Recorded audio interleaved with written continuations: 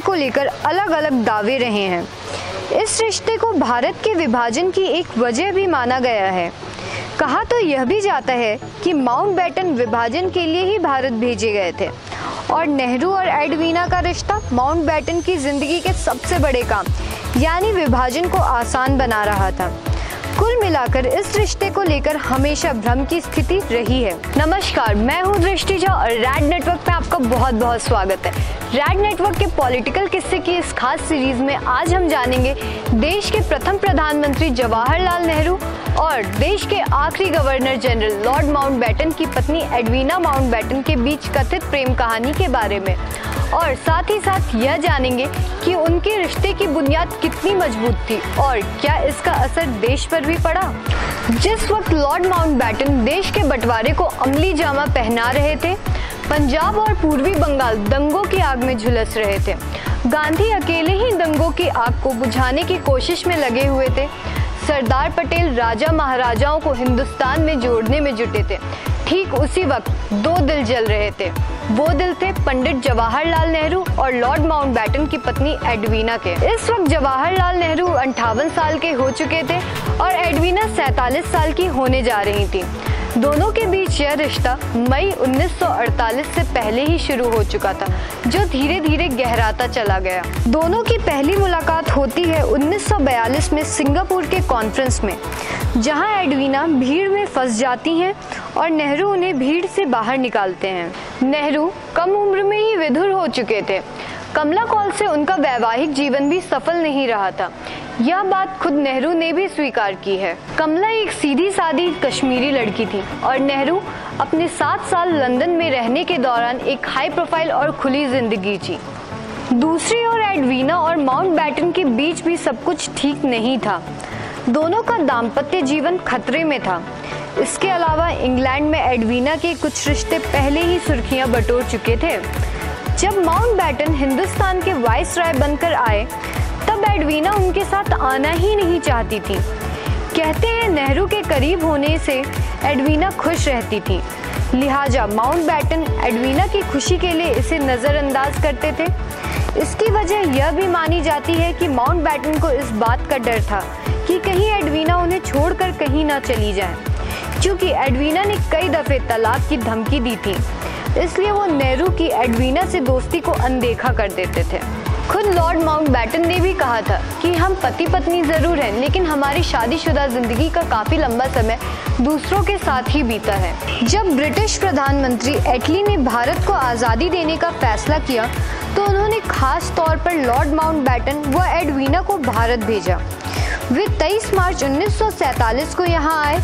तय यह हुआ कि आज़ादी अगले साल 1948 में दी जाएगी, मगर लॉर्ड माउंटबेटन ने महज 5 माह से भी कम समय में इसका ऐलान कर दिया।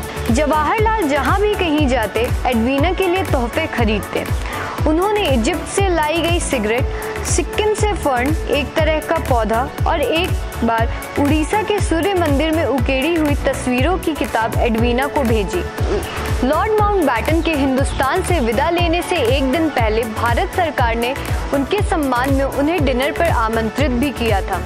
खाने के बाद जवाहरलाल नेहरू ने एडवीना के सम्मान में भाषण भी दिया था, जिससे उनकी मोहब्बत साफ साफ जाहिर होती है। एडवीना जाने के बाद कई बार हिंदुस्तान आई और जब भी नेहरू इंग्लैंड गए, माउंटबेटन परिवार से मिले। कहा जाता है कि सन 1948 में लॉर्ड माउंटबेटन और एडवीना के लंदन लौटने के बाद भी नेहरू और एडवीना के प्यार में कोई कमी नहीं आई।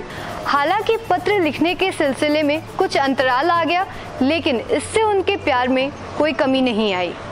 नेहरू भारत के प्रधानमंत्री पद की जिम्मेदारी संभाल रहे थे और उन पर बड़े काम का बोझ बढ़ता गया।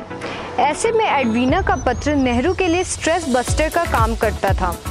एडवीना नेहरू से मिलने वर्ष में एक बार दिल्ली जरूर आती थी और कई दिनों तक ठहरा करती थी। माना जाता है कि इसका असर जवाहरलाल नेहरू के कामकाज पर पड़ने लगा और लोगों में इस बात को लेकर चर्चा शुरू हो गई। लोगों ने चटखारे लेकर दोनों के संबंधों की चर्चा शुरू कर दी थी। मामला बढ़ते देख 1953 में नेहरू ने संसद में एडवीना का बचाव तक किया। मशहूर पत्रकार कुलदीप नैयर दावा करते हैं कि जब वो ब्रिटेन में भारत के उच्चायुक्त थे, तब उन्हें पता चला कि नेहरू रोज एयर इंडिया से अपना पत्र एडवीना को भेजा करते थे और एडवीना उन पत्रों का जवाब देती थी और उच्चायुक्त का आदमी उस पत्रों को विमान तक पहुंचाता था। नैयर ने एक बार एडवीना के नाती लॉर्ड रैमसे से पूछ ही लिया कि क्या उनकी नानी और नेहरू के बीच इश्क था। रैमसे का जवाब था, उनके बीच आध्यात्मिक प्रेम था। नेहरू के एडवीना को लिखे पत्र तो छपे हैं, लेकिन एडवीना के नेहरू को लिखे पत्रों के बारे में किसी को कुछ भी पता नहीं।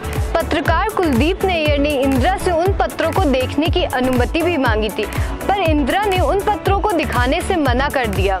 उनके रिश्ते को लेकर नटवर सिंह भी दावे करते हैं। एक बार एडवीना बहुत बीमार पड़ी और अपने ऑपरेशन से पहले उन्होंने डिकी को वो सारे खत दे दिए जो नेहरू ने उन्हें लिखे थे। उन्होंने कहा कि अगर वे नहीं बची तो उन खतों से वे वह सब जान सकते हैं जो कभी उनके और नेहरू के बीच रहा। डिकी ने वादा खिलाफी की और खत पहले ही पढ़ लिए। उस ऑपरेशन रूम से एडवीना सही सलामत बाहर आ गई और उन खतों के पढ़ने के बाद भी डिकी उनके साथ उतने ही सौम्य और समझदार बने रहे जैसे वे हमेशा थे। जब 1960 में एडवीना की मौत हुई तब तमाम पत्र उनके बिस्तर पर रखे हुए थे। बाद में बक्सा भरकर नेहरू के पत्र उनके पास से मिले।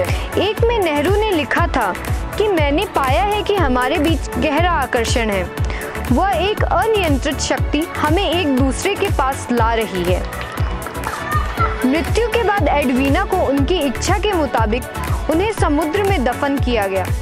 इस अवसर पर उन्हें अंतिम विदाई देने के लिए नेहरू ने नौसेना के 2 पोत वहां भेजे, जिन्होंने गेंदे के फूलों से तैयार पुष्पगुच्छ एडवीना के पार्थिव शरीर पर चढ़ाकर उन्हें विदाई दी। भारत के अंतिम वायसराय लॉर्ड माउंटबेटन की बेटी ने दावा किया है कि पंडित जवाहरलाल नेहरू और एडवीना एक दूसरे से प्रेम करते थे और एक दूसरे का बेहद सम्मान करते थे। हालांकि उन्होंने ये भी कहा है कि उनके बीच के रिश्ते कभी जिस्मानी नहीं रहे, क्योंकि वे कभी अकेले नहीं मिले थे। पामेला कहती हैं, मैंने अपनी माँ एडवीना एशले और नेहरू के बीच गहरे संबंध विकसित होते हुए देखा था। उन्हें पंडित जी में वह साथी, आत्मिक समानता और बुद्धिमत्ता मिली जिससे वो हमेशा चाहती थी। उन्होंने बताया कि माँ को लिखे नेहरू के एक पत्र को पढ़ने के बाद मुझे इस बात का एहसास हुआ कि पंडित जी और मेरी माँ किस कदर आपस में प्रेम करते थे और एक दूसरे का सम्मान करते थे। Daughter of empire, life as a Mountbatten नामक अपनी पुस्तक में पामेला ने लिखा है कि मेरी माँ या पंडित जी के पास जिस्मानी संबंधों के लिए समय नहीं था। दोनों अकेले में कम ही होते थे। दोनों हमेशा कर्मचारियों, पुलिस और दूसरे लोगों से घिरे होते थे। कुछ साल पहले पामेला ने भारतीय पत्रकारों के सामने स्वीकार करते हुए कहा था कि दे वर इन लव, वो एक दूसरे से प्यार करते थे। वे आगे कहती हैं कि उनकी भावनाओं और गहरे प्यार को समझना लोगों के लिए काफ़ी मुश्किल है, क्योंकि वे दोनों काफ़ी एकाकी थे। नेहरू की पत्नी का निधन हो गया था। माउंटबेटन काफ़ी व्यस्त रहते थे। एडवीना इंट्रोवर्ट चरित्र की महिला थी। उनका लोगों से संवाद ज़्यादा नहीं था। कुल मिलाकर नेहरू एडवीना का संबंध रहस्यमयी ज़रूर रहा, लेकिन किसी से छिपा नहीं। वहीं इस रिश्ते की खास बात ये रही कि नेहरू और एडवीना ने अपने इस रिश्ते को बेहद गरिमामयी ढंग से निभाया, तो वहीं लॉर्ड माउंटबेटन ने भी अपना फर्ज बेहद गरिमामयी ढंग से निभाया। रैड नेटवर्क के पॉलिटिकल किस्से की इस खास सीरीज में आज की प्रस्तुति में बस इतना ही।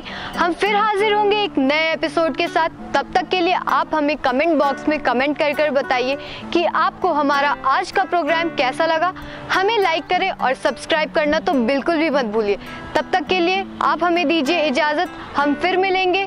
तब तक के लिए गुड बाय, टेक केयर।